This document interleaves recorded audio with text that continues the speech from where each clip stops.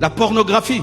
Nous avons dit ensemble dans le psaume 101, verset 3, « Je ne mettrai rien de mauvais devant mes yeux. » Pornographie vient de pornéa. Pornéa qui veut dire prostitution.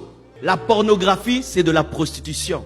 Les industries de la pornographie ont investi des milliards de dollars pour donner gratuitement les films pornographiques. Gratuitement, tu ne payes rien, tu as. Depuis quand les choses sont gratuites dans ce monde? Quand c'est gratuit, donc c'est toi qui es la marchandise. Quand on te donne gratuitement, c'est toi la marchandise. Et vous ne pouvez imaginer combien la pornographie est installée dans les églises.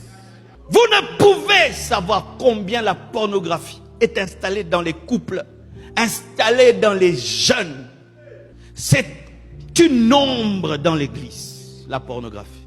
Quand je reçois au bureau, s'il y a seulement un jeune me dit, « Pasteur, je suis lié par deux choses. » Je sais déjà. Il n'a même pas besoin de finir la phrase. Je sais. Pornographie, masturbation, oui. Mais c'est un grave problème. Les gens vont aller en enfer à cause de ça. Les gens vont rater l'enlèvement à cause de ça. Nous devons sérieusement en parler. Sérieusement en parler.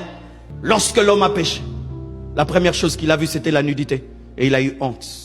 Et aujourd'hui, la nudité est remplie dans ce monde. Remplie dans les téléphones.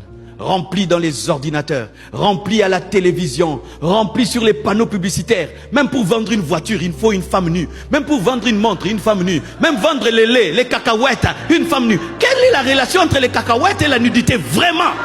Les habits qui couvrent les femmes ont disparu. Quand vous voyez nos mamans bien s'habiller comme ça, c'est dur pour elles, hein? C'est dur. Accompagne une fois ta femme pour aller chercher des habits. C'est dur. C'est dur pour qu'une femme puisse se couvrir aujourd'hui. Ça peut être bien devant, derrière, il n'y a rien. Ça peut être bien derrière, devant, il n'y a rien. Ça peut être bien là-bas, ici, c'est comme ça. Ça peut être bien là-bas, ici, c'est comme ça.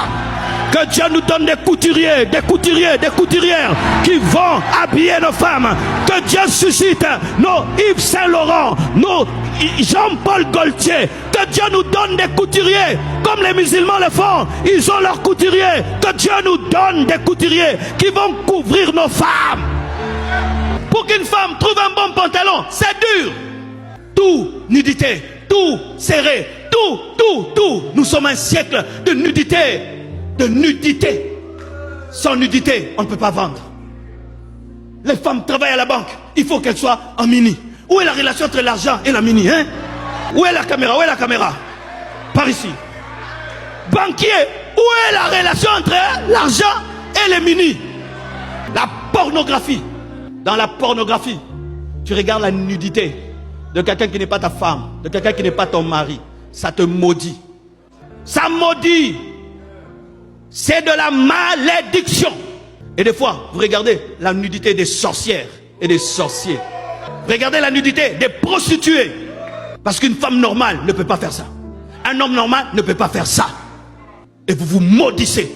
Et tu vois, tes affaires ne marchent pas. Ce que tu fais ne marche pas. Oh, les sorciers, c'est toi-même le sorcier parce que tu regardes. Vos couples ne marchent pas à cause de la pornographie. Tu as regardé une femme et ta femme n'a pas les standards de cette femme. Tu as regardé un homme et ton homme n'a pas les standards de cet homme. Et vous avez des couples qui se détruisent. Des jeunes qui entrent dans le mariage, ils connaissent tout. Tout. On l'épouse. Oh, fais-moi ceci, fais-moi cela. Tu as appris ça où? Pornographie et pornographie et pornographie. Une génération pourrie, pourrie et de pourris, mes frères. C'est pire que Sodome et Gomorrhe. Ce monde, je vous dis, j'ai pitié de nos enfants.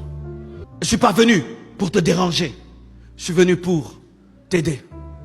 Tu ne pourras pas vaincre toutes ces choses par ta propre force. Surtout si tu as commencé ça depuis que tu es enfant. C'est en toi depuis l'âge de 10 ans. Parce que certains sont dedans depuis l'âge de 10 ans. L'âge de 15 ans. C'est toute sa vie. C'est comme un drogué. Comment il va sortir de là? Il faut la puissance du Saint-Esprit. Il faut l'amour de Dieu. Il faut la grâce de Dieu. Et j'aimerais te présenter celui qui conduit vers la consécration. Le Saint-Esprit. Le Saint-Esprit. Le Saint-Esprit. Le Saint-Esprit. Le Saint-Esprit. Il est capable de te donner la force. De te donner le dégoût. Et puis tu te dis, mais qu'est-ce que je trouvais de bien là-bas? Qu'est-ce qu'il y avait d'extraordinaire là-bas? Mais comment j'étais comme ça? Il est capable de te changer. Mais tu dois dégoûter cela. Tu dois dégoûter ça. Tu ne dois pas justifier. Tu ne dois pas, pendant que je prêche, donner des arguments. Non, Dieu comprend. Non, ne donne pas des arguments. Présente-toi tel que tu es. Afin que Dieu puisse te couvrir. Afin que Dieu puisse te changer. Afin que Dieu puisse te transformer. Reconnais ta faute, reconnais ton erreur. Et fais ce que l'Esprit va te demander de faire.